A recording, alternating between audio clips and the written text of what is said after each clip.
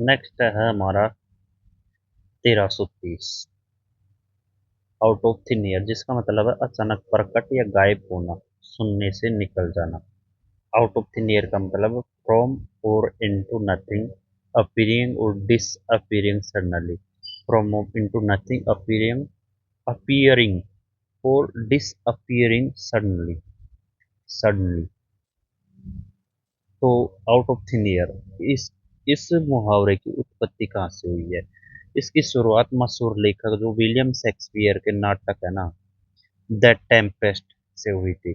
विज्ञान के अनुसार हवा पतली और अदृश्य होती है, जिससे कुछ दिखाई नहीं देता। पुराने समय में जब कोई जादूगर अचानक कोई चीज सामने लाता था, तो लोग मानते थे कि ये खाली पतली हवा से निकल गई है। ठीक है, आउट ऑफ थिन एयर। तो थिन एयर का मतलब क्या है? पतली हवा, यानी खाली आसमान। सोचे कि आसमान से कुछ नहीं था, अचानक हवा में एक परी से निकल आई, यानी अचानक प्रकट होना। आउट ऑफ थिन एयर का मतलब है अचानक प्रकट होना। हो गया याद?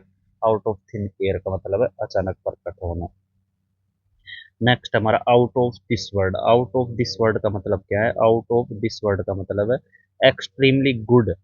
Out of this world, extremely good और इम्प्रेसिव, वंडरफुल, इस दुनिया से परे, असाधारण और बेहद लाजवाब है।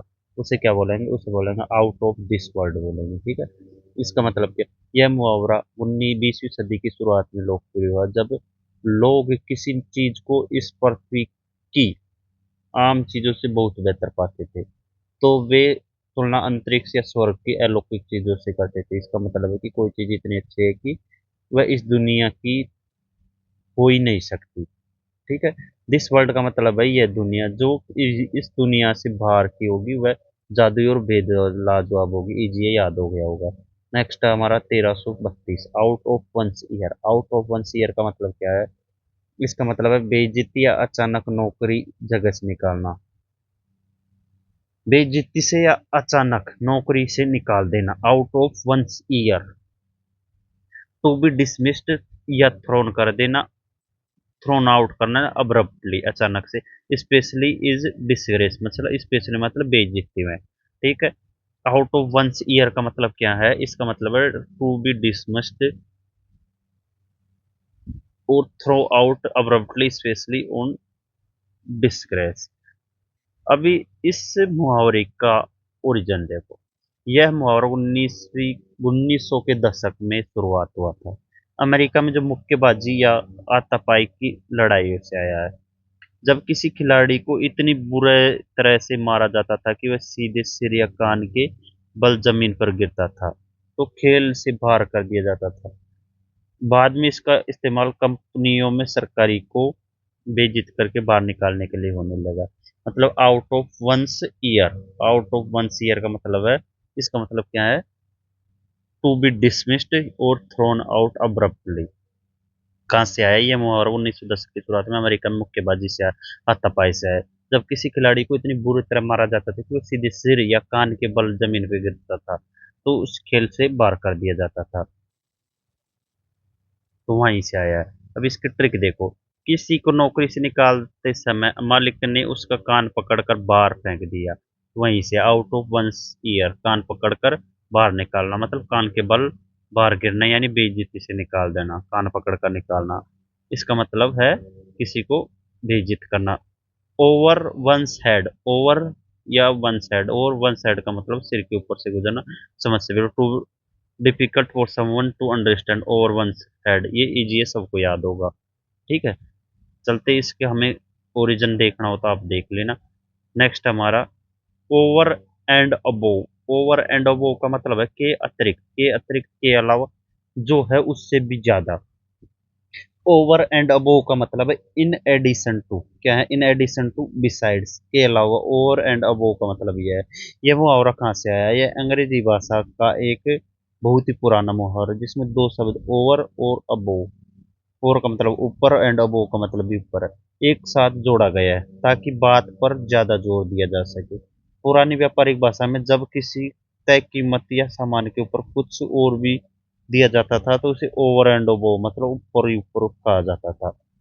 ओवर एंड अबोव का मतलब क्या है? इन एडिशन, मतलब के अलावा होता है। क्या होता है? बिसाइड है। तो मान लीजिए कि आपको एक सैलरी मिलती है, एक सैलरी मिली ओवर, ठीक है। उसके भी ऊपर आपने दिवाली बोनस भी मिल गया अबव, यानी आपकी सैलरी के अतिरिक्त बोनस मिला है, मंथली आया, ठीक है। ये ओवर एंड ओवर अगेन का मतलब, ओवर एंड ओवर अगेन का मतलब है बार बार, ओवर एंड ओवर अगेन का मतलब बार बार, मैनी टाइम्स रिपीटेडली।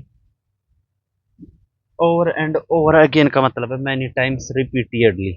यह मुहावरा किसी क्रिया को दोहराने के, over and over again, many times या रिपीटेडली, ये तो इजी है, सबको याद होगा, ठीक है।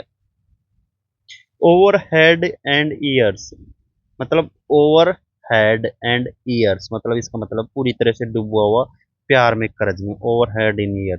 डीपली और कंप्लीटली इन्वॉल्व इन लव और या डेप्थ में, उसे क्या बोलते हैं, उसे बोलते हैं ओवर हेड एंड ईयर्स बोलते हैं, मतलब पूरी तरह से डूबा हुआ। ये मुहावरा कहाँ से आया है, ये मुहावरा आया है जो 16वीं सदी का है, और ये पानी में डूबने की स्थिति को दर्शाता है। जब कोई इंसान गहरे पानी में जाता है तो जाता है, और उसके सिर और कान के भी ऊपर पानी चला जाता है, तो पूरी तरह से क्या, जलमग्न हो जाता है। इस तरह से जब कोई व्यक्ति कर्ज या प्यार में पूरी तरह डूब जाता है तो उस मुहावरे का प्रयोग करते हैं। अगर पानी में आपके सिर और कान ऊपर आ जाए तो आप पानी में पूरी तरह डूब जाएंगे, चाहे वह पानी हो या प्यार हो या कर्ज हो, ठीक हो। अब एक बार रिवीजन देख लेते हैं हम सबका। आउट ऑफ थिन ईयर का मतलब क्या था, अचानक प्रकट होना, ठीक है। Out of thin, out of this world मतलब बहुत ही जोरदार था, एक्सट्रीमली गुड था। Out one's, out on one's car मतलब कान पकड़ के बाहर निकाल दिया, ईयर है ना। Over and over one's head मतलब जो समझ में, हेड से ऊपर जाए, समझ से परे। Over and above, over and above का मतलब के अतिरिक्त, मतलब ओवर का मतलब ये होता है ऊपर, इसका मतलब भी के अलावा है। ओवर एंड ओवर अगेन मतलब बार बार, ये तो इजी है। ओवर हेड एंड ईयर्स मतलब पूरी तरह से डूबा हुआ। Over one's dead body, over one's dead body है। ओवर वंस डेड बॉडी का मतलब है ये नेक्स्ट, इसको हम करते हैं इसमें। नेक्स्ट हमारा 1337, ओवर वंस डेड बॉडी, कौन सा है, 1337 है, ओवर वंस डेड बॉडी। इसका मतलब है used to say that you will not allow something to happen, used to say that you will not allow something to happen.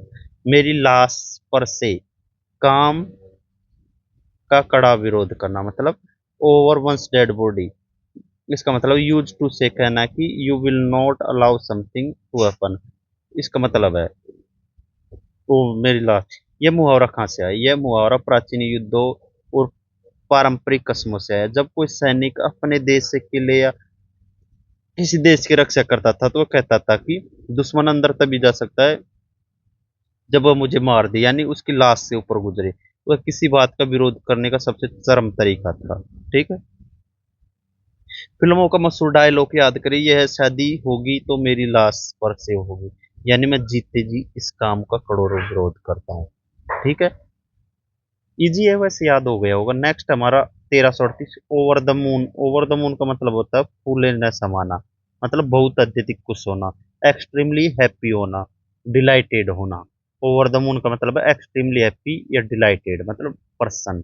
ये मुहावरा इजी है वैसे। ओवर द मून, ये मुहावरा कहाँ से आया, जो बच्चों की एक बहुत ही पुरानी प्रसिद्ध कविता है, हे डिडल डिडल, कौन सी है, हे डिडल, जिसमें एक लाइन है, the cow jumped over the moon, मतलब द काउ ने जंप, गाय ने चांद के ऊपर छलांग लगाई। जब कोई इंसान अत्यधिक उत्साह या खुशी में होता है तो ऐसा महसूस करता है कि जैसे हवा में उछलकर चांद के पार चला गया हो। नेक्स्ट है हमारा over egg the pudding. Over egg the pudding का मतलब है अति करके काम बिगाड़ कर देना, ज्यादा अच्छा करने के चक्कर में काम का। ओवर एग द पुडिंग मतलब to spoil something by trying too hard और इम्प्रूव करने के चक्कर में काम बिगाड़ देना। ये मुहावरा कहाँ से आया, ये मुहावरा ब्रिटिश बेकिंग खाना पकाने से आया है। पुडिंग एक प्रकार का केक बनाते समय उसमें अंडे डाले जाते हैं ताकि वह फूले और नरम बने, ठीक है। क्या है, ये एक प्रकार ब्रिटिश बेकिंग से आया, ठीक है। पुडिंग एक प्रकार का केक, हलवा है, बनाते समय अंडे डाले जाते हैं किसमें, हलवे में, ठीक है, ताकि वह फूले और नरम बने। लेकिन अगर कोई इंसान जरूरत से ज्यादा अंडे डाल दे तो पुडिंग बहुत बारी चिपचिपी और खराब हो जाती थी। यानी अच्छा करने के चक्कर में क्या हो जाती थी, खराब होगी। वहीं से आया ये मुहावरा। ठीक है, मतलब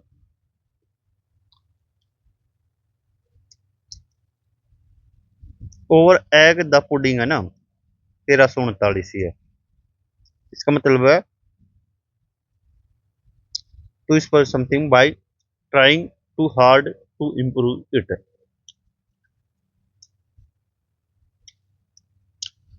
याद कैसे करोगे इसे, याद करो।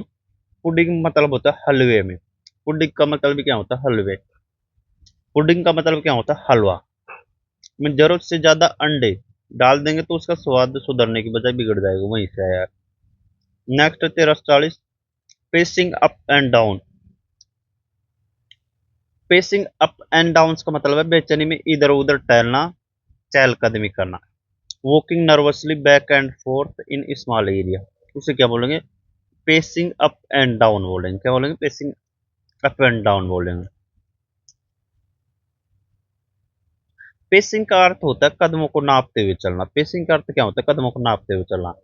यह मुहावरा जो पिंजरे में बंद शेर या जानवरों की हरकतों को देखकर बना है, जो घबराहट या बेचैनी में पिंजरे के एक कोने से दूसरे कोने तक लगातार चक्कर काटते हैं। इंसान में भी जब कोई गहरी चिंता या परिणाम का इंतजार कर रहा होता है तो एक कमरे में ऐसे ही चलता है।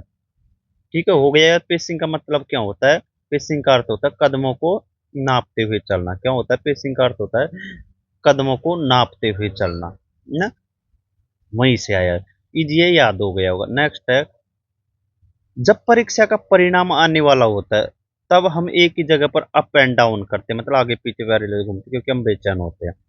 ये नेक्स्ट है, paddle one's own canoe. Paddle one's own canoe, इसका मतलब क्या है, इसका मतलब होता है अपने पैरों पर खड़ा होना, आत्मनिर्भर होना, खुद अपने काम को खुद संभालना। ये कहाँ से आया, to be independent and manage one's own affairs, उसे बोलते हैं पैडल वंस ओवन कैनो। ये कहाँ से आया है, यह है 19वीं सदी की शुरुआत में जो उत्तरी अमेरिका के मूल निवासी है ना, वहां से आया है। कैनो का मतलब एक छोटी सी पतली सी नाव होती है। इस नाव को चलाने के लिए इंसान खुद ही पतवार चलानी पड़ती थी। इसमें कोई दूसरा मदद नहीं कर सकता। अगर आप पतवार नहीं चलाएंगे तो नाव क्या हो जाएगी, डूब जाएगी। यहीं से आत्मनिर्भर का ये मुहावरा बना है। कैसे बनाया, ये मुहावरा है, जो अपनी कश्ती या नाव, कैनो का मतलब क्या है, अपनी नाव को खुद चलाना। ठीक है, चप्पू मतलब पैडल, खुद चलाना, यानी अपने जीवन के नैया पार खुद लगाना, आत्मनिर्भर हो जाना होता है। यहाँ तक हो गया, अब चलते हैं हम नेक्स्ट की तरफ। नेक्स्ट हमारा ये 1342, इसका मतलब होता है ए पर्सन और thing that is very annoying. मतलब जी का जंजाल या बहुत परेशान करने वाली व्यक्ति या चीज, उसे क्या बोलते हैं, पेन इन द नेक। 19वीं सदी में लोग किसी बहुत परेशान करने वाली चीज के लिए पेन इन द एस, एक अभद्र बोलते थे। समाज में सभ्य बनाने के लिए एस की जगह नेक का इस्तेमाल किया जाने लगा। जब आपकी गर्दन दर्द होती है तो सहज महसूस करने के लिए चिढ़ जाते हैं। जब आप लगातार कंप्यूटर पर काम करते हैं या कोई आपको बार बार परेशान करता है तो आपकी गर्दन में दर्द होने लगता है। तो आपकी चीज गर्दन में दर्द से बहुत परेशान करने वाली है, ये याद हो गया होगा। पेल इनटू इनसिग्निफिकेंस, पेल इनटू इनसिग्निफिकेंस का मतलब है फीका पड़ जाना या किसी बड़ी चीज के सामने कम महत्वपूर्ण होना। फीका पड़ जाना या किसी, तो इसकी उत्पत्ति देख लो। यह चित्रकारी से आया है। जबकि इस पेंटिंग एक तरफ बहुत गहरे और चमकीले बढ़ जाए तो उसके सामने हल्के पीले रंग धुंधले और महत्वहीन दिखने लगते हैं। ठीक है, पेल का मतलब होता है पीला और या फीका पड़ जाना। जब कोई नया या बड़ा सितारा आता है तो पुराने वाले रंग क्या हो जाते हैं, पेल पड़ जाते हैं। तो वहीं से आया ये पेल इनटू इनसिग्निफिकेंस का मतलब है, ये इडियम चित्रकारी के साथ। नेक्स्ट हमारा 1344, paper over the cracks. Paper over the cracks का मतलब है लिपापोत करना या कमियों का पर्दा, मतलब टू हाइड करना, प्रॉब्लम्स को डिसएग्रीमेंट्स पर विदाउट रियली सॉल्विंग देम। तो इस मुहावरे का जो सबसे पहला मशहूर इस्तेमाल साल 1865 में जर्मनी के चांसलर ओटो वोन बिस्मार्क ने किया था। उन्होंने ऑस्ट्रिया देश के साथ एक राजनीतिक समझौता किया था जो अंदर में बहुत कमजोर था। उन्होंने एक चिट्ठी में लिखा कि हमने सिर्फ दरारों पर ही कागज चिपका दिया है, जैसे घर की दरार पर दीवार में गहरी दरार आ जाती है तो वहां आ जाए तो हम उसे सीमेंट से ठीक करने की बजाय उस पर सुंदर वॉलपेपर चिपका दें, जो बाहर से दीवार अच्छी दिखेगी लेकिन अंदर से वह कभी भी गिर सकती है। तो दीवारों की दरार क्रैक्स पर कागज चिपका देना यानी गड़बड़ी छुपा देना, छुपती सिर्फ छुपती है, हल नहीं होती। तो वही शायर याद हो गया। तो paper over the cracks, cracks का मतलब क्या होता है, जो दीवार में क्रैक्स होते हैं ना उसके ऊपर पेपर चिपका देना, मतलब जो रियल प्रॉब्लम है उसे छुपा देना, है ना। या जो डिसएग्रीमेंट्स है ना उनको छिपा देना, उसकी जो रियल उसे सोल्व करे बना। ठीक। नेक्स्ट हमारा pardon my friends, pardon my friends का मतलब है अशिष्ट भाषा या गाली गलौज के लिए माफी मांगना। पार्डन का मतलब ये होता है apology for using bad language my friends. 19वीं सदी में जो इंग्लैंड में जो अमीर लोग होते थे वे अपनी बातचीत में जानबूझ फ्रांसीसी शब्दों का इस्तेमाल करते थे ताकि दूसरों से ज्यादा पढ़े लिखे दिखे। लेकिन कभी कभी सामने वाले को फ्रेंच समझ नहीं आती थी, इसलिए वे शिष्टाचार के नाते कहते थे एक्सक्यूज मी माय फ्रेंड्स, मेरी फ्रेंड्स को माफ करना। तो वहीं से आए, ये याद हो गया होगा। Next part and parcel. कौन सा है part and parcel? Part and parcel का मतलब होता है अनिवार्य या अभिन्न हिस्सा, मतलब एक एसेंशियल या जो फंडामेंटल पार्ट है ना किसी चीज का, उसे क्या बोलेंगे, उसे बोलेंगे हम पार्ट एंड पार्सल बोलेंगे। इजी है, इससे सभी को याद होगा ये। नेक्स्ट हमारा पार्थियन सोट। पार्थियन सोट का मतलब क्या है? पार्थियन सोट का मतलब होता है जाते जाते किया गया तीखा प्रहार या कड़वी बात, उसे बोलते हैं क्या? पार्थियन सोट बोलते हैं। मतलब जाते जाते किया गया जो तीखा प्रहार या कड़वी बात है ना उससे बोलते हैं क्या? पार्थियन सोट। मतलब एक क्रिटिकल रिमार्क मेड व्हेन, जब जा रहे होते हैं तब एक क्रिटिकल रिमार्क छोड़ना। अब प्राचीन काल में जो पार्थिया, पार्थिया क्या है? जो ईरान देश है ना, पर्सिया है कि घुड़सवार सैनिक पूरी दुनिया में अपनी अनोखी युद्ध कला के लिए मशहूर थे। कौन? पर्सिया, जो ईरान देश की घुड़सवार। वे लड़ाई के मैदान में अचानक पीछे भागने का नाटक करते थे। जब दुश्मन सेना को लगता था कि पार्थियन डर कर भाग रहे हैं तो उनका पीछा करते थे। तो ये चालाक घुड़सवार दौड़ते हुए घोड़े पर ही अचानक पीछे मुड़कर दुश्मनों पर घातक तीरों की बौछार कर देते थे। इसे आखिरी और अचानक होने वाले हमले का पार्थियन शॉट का है गया है। ठीक है, बाद में से पार्थियन शब्द को बदलकर पार्टिंग बन गया। ठीक है। पार्थन, पार्थियन शॉट का मतलब है या पार्टिंग शॉट। पार्थिंग, पार्थियन या पार्टिंग शॉट, उसे क्या बोलते हैं जो लास्ट में होता है ना। पार्थियन शॉट का मतलब होता है क्रिटिकल रिमार्क जब जा रहे होते हैं तब।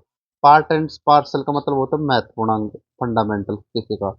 पार्डन मतलब क्षमा मांगना। Paper over the crack, crack के ऊपर पेपर छिपा देना, मतलब बार रियल प्रॉब्लम को नहीं छुपाना है, जो प्रॉब्लम है ना उसी को छुपाना, जो मैन उसको बिना सोल्व कर। फेल इनटू इनसिग्निफिकेंस को कैसे याद किया था? फीका पड़ जाना। जो कलर होते हैं उसमें जो ज्यादा, इसमें देखो जैसे आपको बताता हूँ मैं, एक ये कलर है, ये भी दिख रहा है, एक ये, अरे यार चल जा, एक ये है, एक ये है, और एक रेड है। ठीक है। तो इसमें से आपको कौन सा कलर कम दिखाई दे रहा है? कौन सा कम दिखाई दे रहा है? तो वहीं से आया ये क्या, पेल इंटू सिग्निफिकेंस, इनसिग्निफिकेंस मतलब बहुत सारे कलर में से जब कोई फीका सा होता है तो वो थोड़ा इनसिग्निफिकेंस दिखाई देता है, मतलब कम महत्वपूर्ण दिखाई देता है। तो इनमें से आपको दिखाई दे रहा होगा कौन सा है जो ये येलो येलो टाइप का ना, ये थोड़ा अलग ही दिखाई दे रहा है। चलते अब नेक्स्ट की तरफ। पास मास्टर, पास मास्टर का मतलब क्या है? पास मास्टर का मतलब है इसमें कसौटी पर खरा उतरना या मानकों को पूरा करना। पास मास्टर का मतलब क्या होता है? To be accepted at satisfactory, मतलब कसौटी पर खरा उतरना या मानकों को पूरा करना होता है। यह मुहावरा पूरी तरह से सैन्य इतिहास से आया है। पुराने समय में जब अंग्रेज सेना मास्टर शब्द का इस्तेमाल सैनिक की हाजिरी, उनकी वर्दी की सफाई और उनके हथियार की जांच करने के लिए विशेष निरीक्षण के लिए होता था। किसका? मास्टर का। मास्टर का इस्तेमाल, ठीक है। तो वहीं से कौन सा मास्टर? हाँ, हाँ, हाँ, हाँ। तो इसमें जो पास मास्टर है ना, इसका मतलब क्या होता था? इसका मतलब होता था जो सैनिक की हाजिरी वर्दी की सफाई उसके लिए। जब सेना को बड़ा अधिकारी जब सेना का जो बड़ा अधिकारी सैनिकों के सामने से गुजरता था, तो जिस सैनिक की बंदूक और वर्दी एकदम साफ पाई जाती थी उसे अधिकारी आगे जाने की अनुमति देता था, वो यानी पास मास्टर हो जाता था। पास मास्टर का मतलब क्या हुआ? To be accepted and satisfactory है, मतलब वह एक बढ़िया है, उसकी वर्दी भी बढ़िया है, उसका जो गन ले रखी है वो सब बढ़िया तरीके से है। मास्टर का मास्टर को स्कूल के मास्टर से याद रखे। मास्टर जी के कड़े टेस्ट में पास हो जाना यानी कसौटी पर एकदम खरा उतरना, ठीक है। जो पास मास्टर है उसका मतलब क्या है? कसौटी पर खरा उतरना होता है। नेक्स्ट हमारा pass the baton. Pass the baton का मतलब क्या होता है? पास द बातों का मतलब होता है जिम्मेदारी सौंपना या किसी को अपने काम की बागडोर सौंपना। मतलब इसका मतलब है टू हैंड ओवर रेस्पॉन्सिबिलिटी या कंट्रोल किसी समवन एल्स को। पास द बातें का मतलब ये है। ये मुहावरा कहाँ से आया? ये मुहावरा एथलीट खेल के जो रिले रेस है ना वहां से आया है। रिले रेस में एक टीम में 4 खिलाड़ी होते हैं। पहला खिलाड़ी हाथ में एक छोटी सी खोखली ट्यूब या लकड़ी लेकर दौड़ता है, जिसे क्या बोलते हैं? बैटोन। बैटोन बोलते हैं। क्या बोलते हैं? बैटोन कहा जाता है। और अपनी दूरी पूरी करने के बाद वह क्या कर जाता है? रुक जाता है और उस बात तो बैटोन को अगले खिलाड़ी के हाथ में थमा देता है ताकि अगला खिलाड़ी दौड़ सके। इस प्रक्रिया को मुहावरा बन गया कि जिसका मतलब है अपनी जिम्मेदारी अगले इंसान को सौंप देना। इजी है, याद हो गया। रेस में बैटोन को अपने अगले खिलाड़ी को पास कर देना, मतलब आगे की जिम्मेदारी अब उसकी है। इजी है। पास the buck. Pass the buck का मतलब है दूसरों पर पल्ला झाड़ना या अपनी गलती का दोष दूसरों पर मढ़ना। तो ब्लेम करना समूह किसी को या समवन एल्स को, या मेक करना किसी को, बनाना उनको रेस्पॉन्सिबल फॉर द प्रॉब्लम के लिए, ठीक है। मतलब दूसरों पर पल्ला झाड़ना या अपनी गलती का दोष मढ़ देना। पास द बक का मतलब है to blame someone else to make responsible और प्रॉब्लम, मतलब दूसरों पर पास द बक का मतलब ये है। अभी इसकी उत्पत्ति कहाँ से हुई? 19वीं सदी के में जो अमेरिका में जब लोग ताश पोकर खेलते थे, तो जिस खिलाड़ी के कार्ड बांटने की बारी होती थी उसके सामने हिरण के सींग के हत्थे वाले एक चाकू रख दिया जाता था। इस चाकू को बक कहते थे। अगर कोई खिलाड़ी कार्ड बांटने की जिम्मेदारी या रिस्क नहीं लेना चाहता तो वह चाकू को खिसकाकर अपने बगल वाले खिलाड़ी को सामने रख देता है, जिसे पासिंग द बक कहा जाता है। तो अमेरिका के राष्ट्रपति जो कौन थे, हैरी ट्रूमन ने अपने ऑफिस में एक बोर्ड लगाया था जिस पर लिखा था द बक स्टॉप शेयर, मतलब यानी मैं अपनी जिम्मेदारी किसी और पर नहीं टालूंगा। तो वहीं से आया ये। याद कैसे करोगे? जो बक, बक को याद करो आप बकरा से, बल्ली का बकरा समझो। अपनी गलती छुपाने के लिए किसी को बकरा बनाने की जिम्मेदारी आगे पास कर देना। वैसे इसको आप इसी से याद कर लो। बक, बक किसे कहते थे? जो चाकू था ना, ताश में, ताश 4 लोग ताश खेलते थे, एक चाकू है, चार लोग ये है, ठीक है। इसको इसको ताश बांटने की जिम्मेदारी है। ये बांटना नहीं चाहता तो ये यहाँ पर दो, एक क्या है, चाकू है ना, कौन सा ये चाकू, इसे यहाँ रख दिया उठा करके, और इसे क्या कर दिया, यहाँ से कर दिया खत्म। अब चाकू आ गया कहाँ पे, यहाँ पे आ गया। तो मतलब इसने क्या कर दिया, पास द बक को पास कर दिया, मतलब अपनी जिम्मेदारी किसको दे दी, दूसरों को दे दी। ठीक है, blame someone else make the responsible problem के लिए, वहीं से आए। इजी, याद हो गया होगा ये। Pass the hat around, pass the hat around का मतलब होता है चंदा इकट्ठा करना या सामूहिक रूप से पैसे जमा करना। पास द हैट अराउंड का मतलब ये है, पास द हैट अराउंड का मतलब है, मतलब टू कलेक्ट करना money from A group of people usually for a particular purpose के लिए। पास द हैट अराउंड का मतलब ये है। अब ये कहाँ से है, ये मुहावरा पुराने युग समय में यूरोप की सड़कों पर खेल दिखाने वाले कलाकार, मतलब जादूगर और संगीतकारों से आया है। जब वे सड़क के किनारे अपने नाटक या संगीत पूरा कर लेते थे, तो वे अपने सिर से अपना हैट उतारते थे और उन्हें दर्शक के बीच में घुमाते थे, तो ताकि खुश होकर लोग उसमें सिक्के या पैसे डाल सके। आज भी जब किसी सामाजिक काम के लिए लोगों से पैसे मांगते तो इसी मुहावरे का प्रयोग होता है। किसका, पास द हैट अराउंड है ना, इसका पास द हैट अराउंड, मतलब ट्रिक कैसे याद रखो, सब लोगों के बीच में एक हैट को घुमाना, मतलब पास अराउंड करना, ताकि सब अपनी चंदे उसमें डाल दे। इजी, ये याद हो गया होगा, एक बार रिवीजन कर ले। पेन इन द नेक मतलब क्या होता है, बहुत ही, तो इसे एक बार देख लो। पेन इन द नेक का मतलब क्या होता है, जी का जंजाल, मतलब परेशान करने वाली चीज। पेल इनटू इनसिग्निफिकेंस का मतलब होता है जो much less important when compared with something, मतलब दूसरों की तुलना में कम इनसिग्निफिकेंस होना। पेपर ओवर द क्रैक मतलब मैन प्रॉब्लम को छुपा देना विदाउट सोल्व। पार्डन फ्रेंच मतलब क्षमा मांगना। Part and part essential. Parthian short मतलब जो जाते समय किया गया नुकसान। पास मास्टर का मतलब क्या होता है, पास मास्टर, पास मास्टर का मतलब to accepted as satisfactory. Pass muster का मतलब ये होता है, ठीक है, to be accepted as satisfactory. कैसे याद किया था हमने इसे,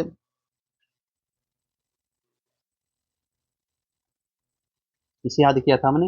मास्टर, मास्टर किसे बोल रहे थे, मास्टर जो सेना में जो अच्छी वर्दी पहन रखा, साफ सुथरा अच्छी तरह से होता था, तो जब कोई ऑफिसर आता था तो उसे डेमो के लिए उसे आगे करना, मतलब उसे पास कर दिया जाता था। ठीक है, वहीं से आया है। नेक्स्ट हमारा pass the buck, pass the बात, बातों का मतलब अपनी जिम्मेदारी दूसरों को, बक का मतलब होता है अपना ब्लेम दूसरे को। पास द हैट अराउंड चंदा मांगना। पास विद फ्लाइंग कलर्स, नेक्स्ट हमारा 1352। पास विद फ्लाइंग कलर्स का मतलब होता है वेरी सक्सेसफुल, झंडे गाड़ कर शानदार सफलता के साथ पास होना। पास विद फ्लाइंग कलर। 17वीं सदी में जब समुद्री सेना के जहाज कोई बड़ी लड़ाई जीतकर वापस देश लौटते थे, तो वे अपनी जीत की खुशी में अपने जहाज के सभी रंग बिरंगे झंडों को हवा में ऊंचा लहराते थे। वो ये बंदरगाह में घुसते तो दूर से उड़ते हुए झंडे देखकर लोग समझते थे कि जीत हुई है। ठीक। जब आप बहुत अच्छे नंबरों से पास होते तो रंग बिरंगे गुब्बारे और झंडे उड़ाते। इजी है। PAT on the back, PAT on the back का मतलब होता है पीठ थपथपाना, शाबाशी देना। पैराइज करना या रिकॉग्नाइजेशन फॉर समथिंग डन, अच्छी करने के लिए उसे रिकॉग्नाइज करना।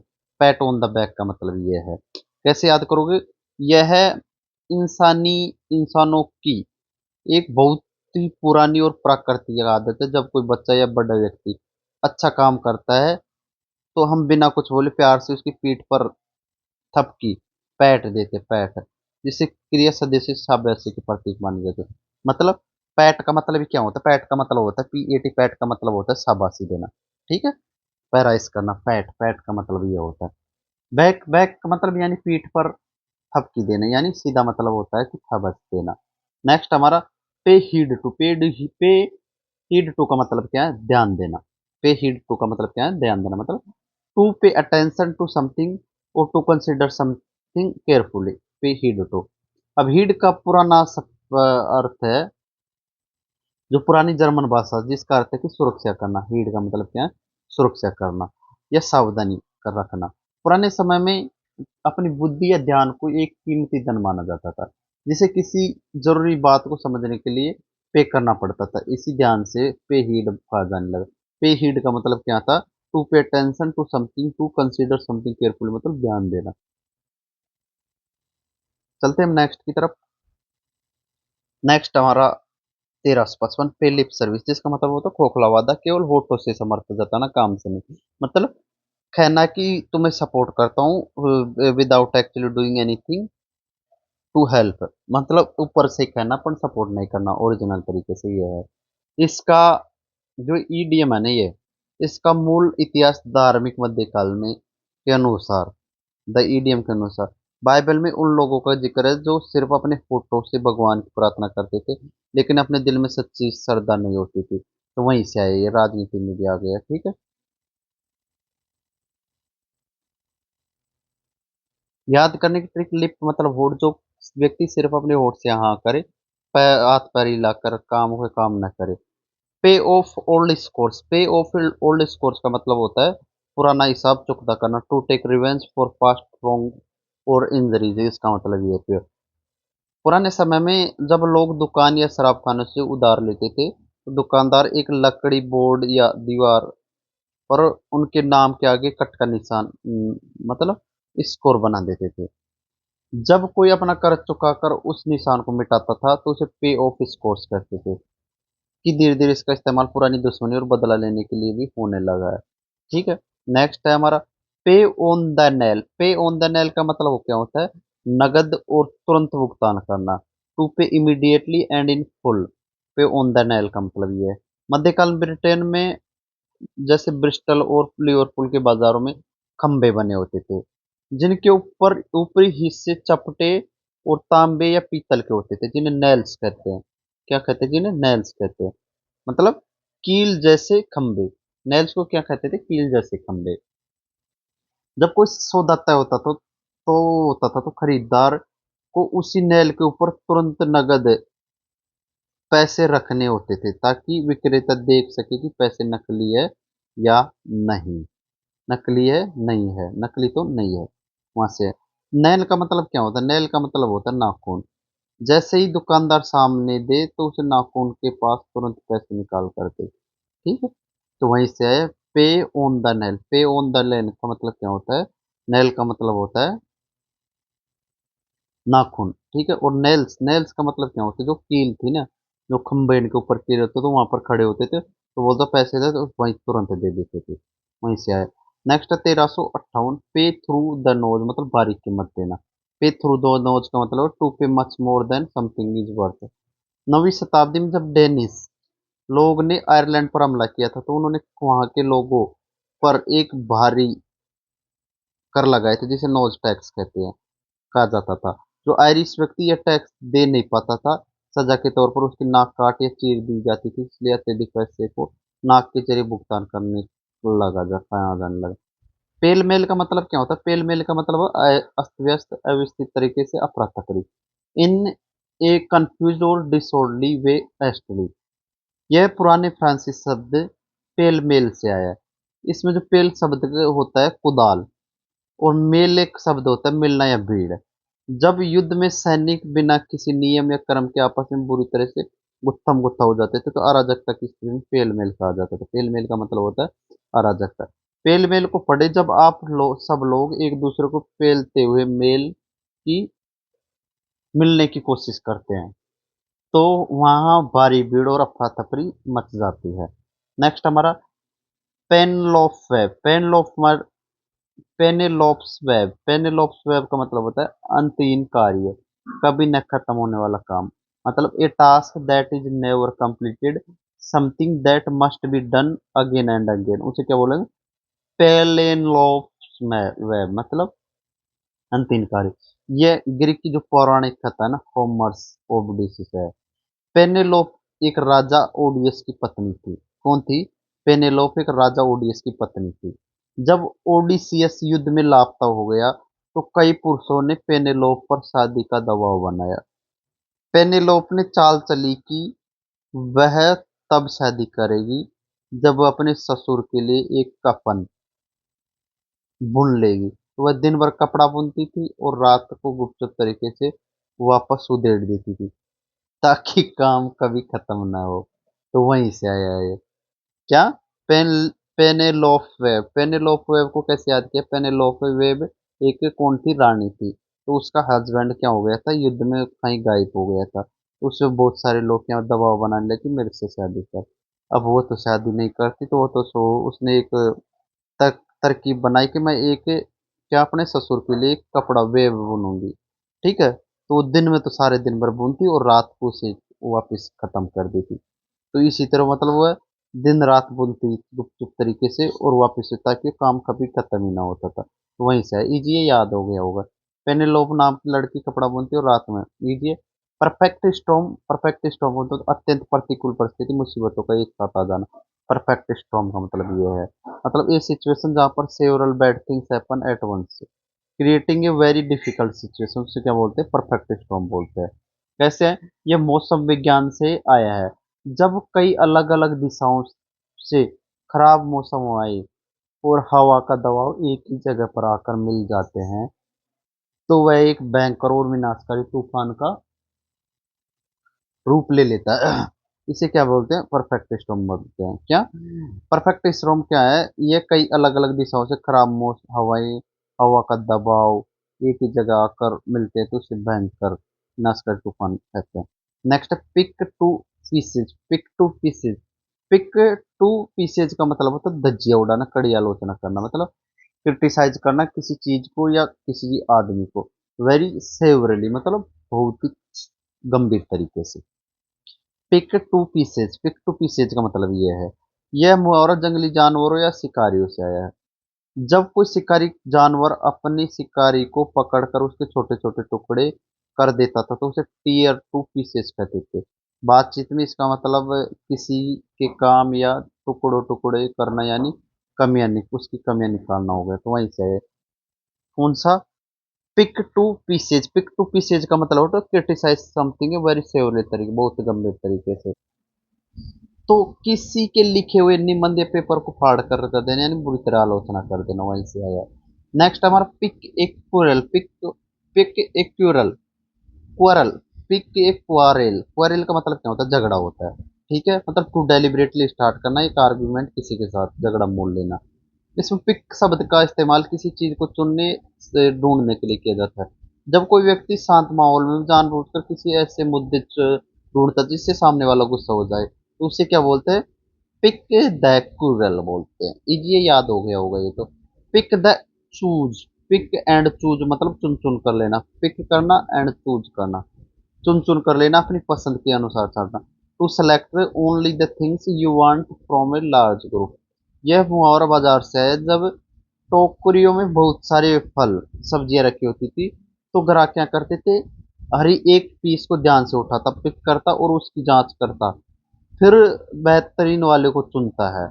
तो चूज की इस प्रक्रिया को ही क्या बोलते थे? पिक एंड चूज, मतलब बढ़िया वाले चूजना। पिक एंड चूज का मतलब क्या होगा? पिक एंड चूज का मतलब चुन चुन कर लेना। To select only the thing you want from a larger group. Next हमारा pick holes in, pick holes in का मतलब होता है बाल की खाल निकालना। पिक होल सीन मतलब टू फाइंड फॉल्ट्स और weakness in something, specially in an argument और प्लान में। ठीक है, बाल की खाल निकालना। पुराने समय में जब कोई दर्जी कपड़ा बुनता था, तो कोई निर्माता चमड़े का सामान बनाता था, तो आलोचक या खरीदार कपड़े को रोशनी के सामने रखकर उसके छोटे छेद ढूंढते थे, ताकि उसकी कमियां पकड़ी जा सके। तो पिक द होल का मतलब होता है कमियां ढूंढना, वहीं से आया। याद हो गया होगा एक बार में।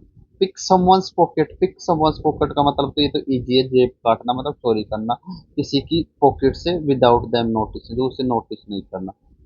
Pick up the threads, pick up the threads का मतलब क्या है? इसका मतलब है सूत्र संभालना। क्या होता है? रुके हुए काम को फिर से शुरू करना। पिक अप द थ्रेड्स का मतलब है टू कंटिन्यू करना something after it has been interrupted. Pick the threads का ये मुहावरा कपड़े बुनने वाले बुनकरों से वेवर से आता है। जब बुनकर करगे पर कपड़ा बुन रहे होते थे और धागा थ्रेड मतलब बीच में टूट जाता था, तो उन्हें काम रोकना पड़ता था, तो दोबारा काम शुरू करने के लिए उन्हें टूटे हुए धागों को दोबारा आपस में जोड़ना पड़ता था। तो वहीं से आया है ये पिकअप द थ्रेड्स का मतलब होता है थ्रेड यानी धागा। जब से क्या सिलाई का काम बीच में छूट जाए तो धागा दोबारा हाथ में पिक को उठाना पड़ता है ताकि काम आगे बढ़े। मतलब टू कंटिन्यू समथिंग जो मतलब किसी की वजह से प्रिंटरप्टेड हो गया था। पाई इन द स्काई मतलब हवाई किला, असंभव योजना जो सच ना हो। पाई इन द स्काई मतलब एक idea, a plan that is not practical and unlikely to happen. उसे क्या बोलेंगे? एन आइडिया और plan that is not practical और अनलाइकली टू हैपन। यह मुहावरा 1911 में जो हिल नामक एक अमेरिकी श्रम आंदोलनकारी के गाने से आया है। इस गाने में उन्होंने पादरियों की आलोचना की थी जो भूखे मजदूरों को कहते थे कि मेहनत करते हो, मरने के बाद तुम्हें आसमान में पाई खाने को मिलेगी। पाई मतलब एक प्रकार की मिठाई थी। तब से झूठी उम्मीदों के लिए इस्तेमाल होने लगा। पाई इन द स्काई मतलब एक आइडिया एक आइडिया या एक प्लान जो रियल में प्रैक्टिकल नहीं है और असंभावित घटना है। ठीक है, असंभावित तो है। चलते हैं नेक्स्ट की तरफ। क्विक रिवीजन देख लो आप एक बार। पे लिप सर्विस मतलब बार बार से करना। पे पे ऑफ ओल्ड स्कोर्स का मतलब क्या? मतलब इसका मतलब पुराने भुगतान को पे ऑन द लैल मतलब तुरंत भुगतान करना। पे थ्रू द नोज मतलब कड़ी मेहनत का कुछ ऐसा था। भारी कीमत देना क्योंकि नाक काट ली जाती। पेलने लो अस्त व्यस्त है ना। पेनेलोप मतलब वो तो कभी समाप्त नहीं होता। तो पेनेलोप वो जो लुगाई थी वो थी। परफेक्ट स्ट्रो मतलब बहुत ही खतरनाक सिचुएशन जहाँ पर बहुत ज्यादा क्या हो, बर्ड थिंग एपन हो जाए। Pick to the pieces. Pick to the pieces का मतलब क्या है? मतलब क्रिटिसाइज करना something very severely. Pick quarrel झगड़ा मोलना। पिक द एंड चूज मतलब बढ़िया सेलेक्ट करना। पिक होल सीन मतलब बारीकी ढूंढना। पिक समवंस पॉकेट मतलब चुरा लेना। पिक अप थ्रेड्स मतलब फिर से इंटरप्टेड होने के बाद फिर से शुरू करना। पाई इन द स्काई का मतलब क्या? जो ओरिजिनल में है नहीं, उसकी पाई एक मिठाई थी। ठीक है, जो ओरिजिनल में नहीं थी उसकी मतलब एन आइडिया और प्लान जो that is not partial.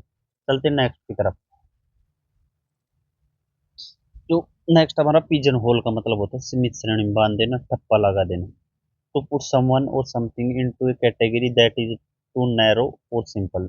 pigeonhole का मतलब ये है पुराने समय में जब दफ्तरों की मेज या बक्सों में कागजात छांट कर रखने के लिए छोटे छोटे चौकोर डिब्बे या खाने बने होते थे। इन्हें कबूतर के घोंसले जैसी बनावट के कारण पिजन होल बोला जाता था।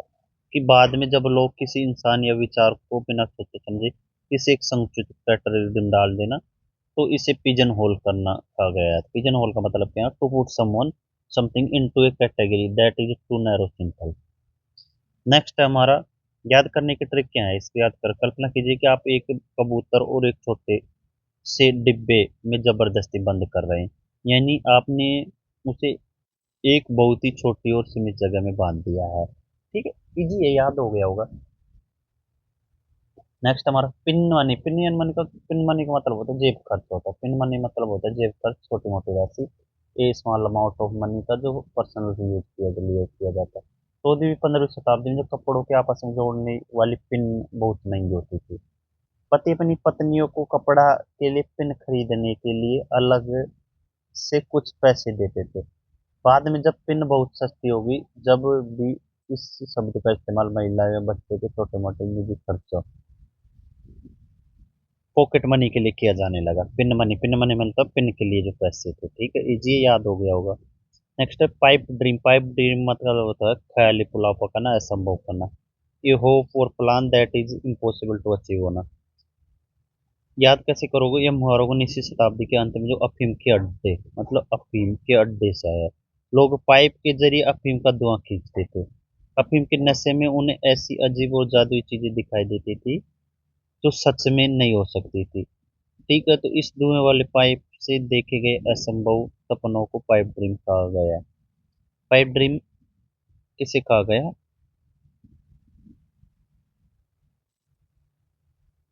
जो मतलब अफीम से आया, जो अफीम को उक्खों से पीते थे तो उसमें जो नशा होता था तो उनको हर चीज अलग दिखाई देती थी। ठीक है, वहीं से पाइप ड्रीम का मतलब क्या है? ये होप और plan that is impossible to achieve करना। नेक्स्ट है pitch and toss. Pitch and toss का मतलब है चित्तीय पटका खेल, सिक्के उछालने का जुआ। ये सिंपल गैम्बलिंग जहाँ पर कोई ना अर्थ हो। पिच एंड टॉस इजी, ये याद हो गया तो।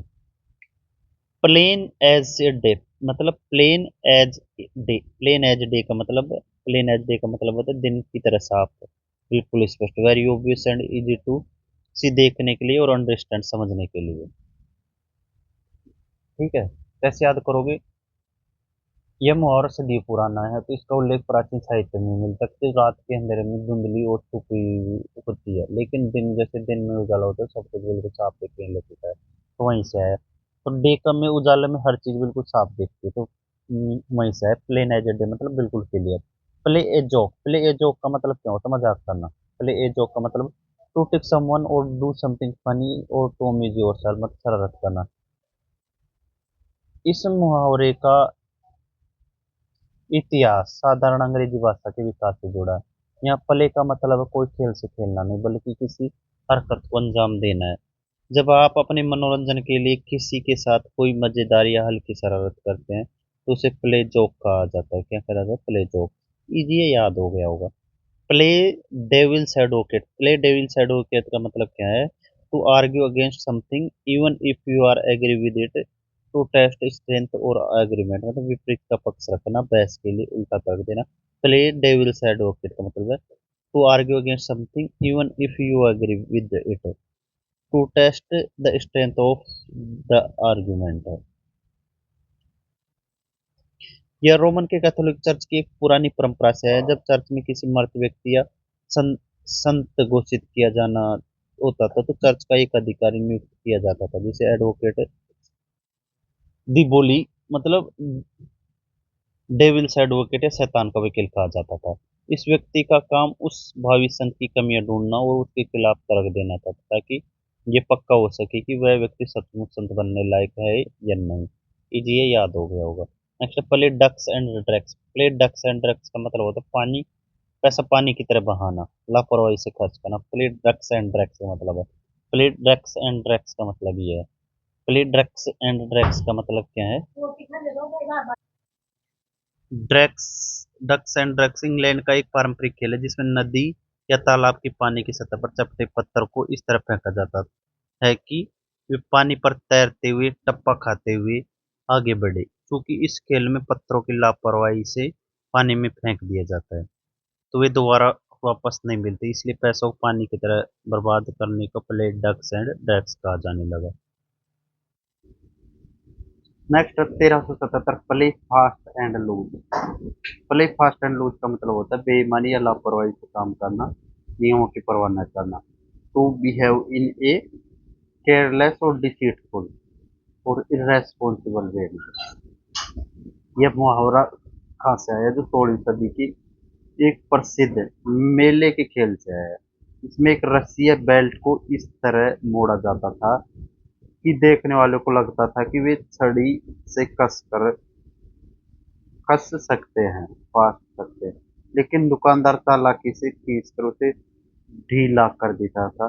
तो शेक्सपियर ने भी इसका इस्तेमाल धोखेबाजी दिखाने के लिए किया था। ठीक है, तो प्ले फास्ट एंड लूज का मतलब है to behave in a careless, deceitful और इररेस्पॉन्सिबल वे में, ओपन बाय इग्नोरिंग रूल्स।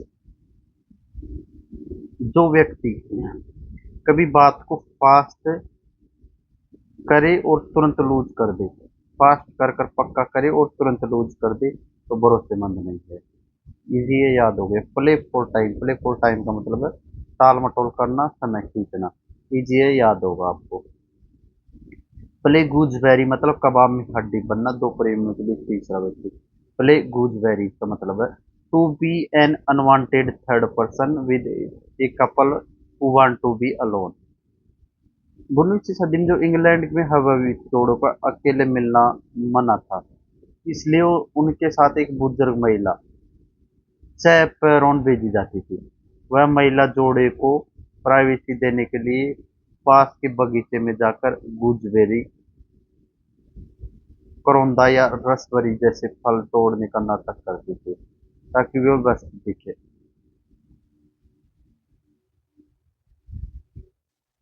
तो वहीं से प्ले गूजबेरी का मतलब क्या है? टू एक अनवांटेड थर्ड पर्सन जो कपल और उसके बीच में रहता हो। जब दो लोग बात कर रहे हो तो आप वहाँ अकेले गूजबेरी चबा रहे हो तो वहाँ तो आप वहाँ अनचाही तीसरे व्यक्ति हो। कैसे? जब दो लोग बात कर रहे हो और आप वहाँ अकेले गूजबेरी चबा रहे हो तो वहाँ अनचाहे तीसरे व्यक्ति है आप। प्ले हैवोक का मतलब होता है तबाही मचाना, मतलब to cause a lot of damage और प्रॉब्लम्स का। ये मध्यकाल में जो है वो एक सैन्य आदेश है, मिलिट्री कमांड था।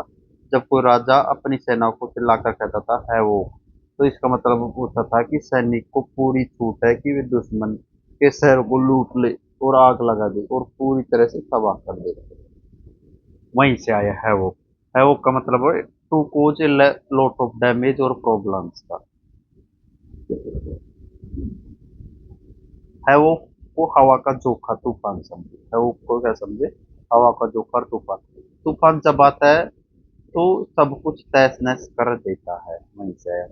नेक्स्ट हमारा प्ले इट बाय ईयर, मतलब प्ले इट बाय ईयर का मतलब परिस्थिति के अनुसार काम करना और बिना तैयारी के काम करना।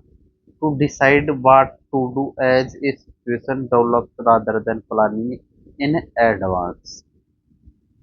प्ले इट ईयर का मतलब ये है to decide what to do as situation develops rather than planning in advance है, परिस्थिति के अनुसार काम करना।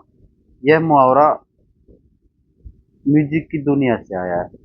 जब कोई संगीतकार बिना किसी लिखी हुई धुन को देखे केवल अपने कानों से ही सुनकर कोई गाना बजा देता है तो वह बजाना ही ईयर कहते हैं। यह मुहावरा संगीत की दुनिया से आया है। जब कोई संगीतकार बिना किसी लिखी हुई धुन को देखे केवल उसके कान से सुनकर ही कोई बजा देता तो उसे क्या प्ले बाय ईयर, मतलब बिना नोट्स या डायरी देखे केवल कान से सुनकर मौके पर प्रयास कर दिया। तो जी ये याद हो, प्ले इट सेफ का मतलब क्या है? To be careful and avoid taking risk, play it safe, easy ये याद होगा ये तो सबको। Play one's act, play one's act मतलब तुक्का इसका खेलना। To use one's best advantage at the right moment, ये ताश के खेल से है। जो एस एस का मतलब क्या है, इक्का सबसे शक्तिशाली कार्ड माना जाता है, ये याद हो। प्ले वंस कार्ड राइट मतलब सही चाल समय पर सही करना। To deal with the situation clearly to get the result you want है। Play second fiddle, play second fiddle, play second fiddle का मतलब क्या हुआ? किसी के नीचे काम करना या गौण भूमिका में होना, किसी के नीचे काम करना या क्या होना, गौण भूमिका में होना। टू बी लेस इम्पोर्टेंट और in a weaker position than someone else, play it second fiddle है, इजी है ये, और संगीत से इजी है ये तो सबको याद हो। प्ले टू द गैलरी मतलब वाहवाही लूटना, प्ले टू द गैलरी मतलब वाहवाही लूटना, सस्ती लोकप्रियता के लिए काम करना। To act in an exaggerated way और इम्प्रेस पीपल, उसे क्या बोलते हैं? प्ले टू द गैलरी बोलते हैं। क्या बोलते हैं? प्ले टू द गैलरी बोलते हैं। कैसे याद करोगे? पुराने ब्रिटिश थिएटरों में जब सबसे ऊपर और दूर की सीटें होती थी तो उन्हें गैलरी कहा जाता था। क्या? पुराने ब्रिटिश थिएटरों में जो सबसे ऊपर और दूर की सीटें होती थी उसे क्या कहा जाता था? गैलरी। ये सीटें बहुत सस्ती होती थी और आम और कम पढ़े लोग बैठते थे। कुछ अभिनेता मुख्य नाटक को छोड़कर उन लोगों को हंसाने रिझाने के लिए अजीब हरकत करते ताकि वे तालियां बजाएं। वहीं से फोटो में या फोटो गैलरी या जनता को दिखाने के लिए और एक्टिंग करना तो वाह वाह करे। प्ले ट्रोन, प्ले तुरंत, तुरंत तुरंत तुरंत, ट्रू एंड है ना। To stay away from school और ड्यूटी विदाउट परमिशन, उसके बाद प्रेटोन। मैंने बताई गायब रहना काम या स्कूल की अनुपस्थित रहना। इसमें ट्रंट शब्द फ्रांसीसी भाषा के ट्राउंड से है, ट्राउंड से, इसका अर्थ होता है आवारा या भिखारी। ठीक है। 19वीं शताब्दी में जब स्कूल जाना अनिवार्य कर दिया गया तब जो बच्चे स्कूल बंक करके बाहर आवारा घूमते थे उनके लिए एक मुहावरा तय हो गया। क्या? प्ले टोरेंट, ये प्ले टोरेंट हो गया। ठीक, मतलब तुरंत, टोरेंट को तुरंत से याद करे, जो काम छोड़कर तुरंत भाग जाए, बंक मार दे। Next play with fire, play with fire का मतलब होता है आग से खेलना। To do something that is dangerous और कुड कोज प्रॉब्लम्स, ये सबको है। पेलेंटीमोर फिश इन द सी, 1389 हमारा पेलेंटीमोर फिश इन द सी का मतलब होता है मैनी अदर अपॉर्चुनिटीज और अल्टरनेटिव एग्जिस्ट, और भी कई विकल्प मौजूद है, लोगों को मौके की कमी नहीं। पेलेंटीमोर फिश इन द सी, अब ये कहाँ, ये समुद्र की विशालता से आया, ठीक है, कहाँ से है, समुद्र की विशालता से। यदि कोई मछुआरा एक मछली नहीं पकड़ पाता तो उसकी मछली छूट जाती है, तो निराश नहीं होना चाहिए क्योंकि समुद्र में करोड़ों मछली है। 16वीं शताब्दी में इसका उपयोग प्यार में दिल टूटने पर सांत्वना देने के लिए भी किया जा रहा है। नेक्स्ट है हमारा प्लम जॉब। प्लम जॉब का मतलब होता है बढ़िया और आरामदायक और लाभदायक नौकरी। बढ़िया, आरामदायक और लाभदायक नौकरी मतलब ए वेरी गुड और desirable and well paid job होती है, उसे क्या बोलते हैं, प्लम जॉब। इजी है, 19वीं शताब्दी में तो इंग्लैंड में प्लम मतलब, प्लम का मतलब क्या होता है, आलू बुखारा, एक बहुत ही कीमती और मीठा और दुर्लभ फल माना जाता था। उस समय राजनेताओं को, खास लोगों को सरकार में जो बहुत ही आसानी और मोटी कमाई वाले पद मिलते थे उन्हें प्लम कहा जाने लगा क्योंकि मीठे फल की तरह सुपद होते थे। लीजिए, चलते हम नेक्स्ट की तरफ। नेक्स्ट हमारा 1391 pocket and insult. Pocket and insult, pocket and insult का मतलब है अपमान या घूट पी लेना, बेइज्जती से ना। Pocket to swallow an insult मतलब एक्सेप्ट करना एक इंसल्ट को विदाउट रिएक्टिंग और प्रोटेक्टिंग, प्रोटेस्टिंग, उसे बोलते हैं पॉकेट एंड इंसल्ट बोलते हैं। क्या बोलते, पॉकेट एंड इंसल्ट। पुराने जमाने में जब किसी को कोई चीज छिपानी होती थी ना, तो वह उसे चुपचाप अपनी जेब में डाल लेता था, ठीक है। इसी तरह जब कोई अपना स्वाभिमान को ठेस पहुंचाए और बिना आपको कोई हंगामा किए उसे गुस्से को अंदर रख ले, मतलब पॉकेट एंड इंसल्ट। जैसे जेब में डाल लिया और निगल लिया तो उसे पॉकेट एंड इंसल्ट कहा जाता है।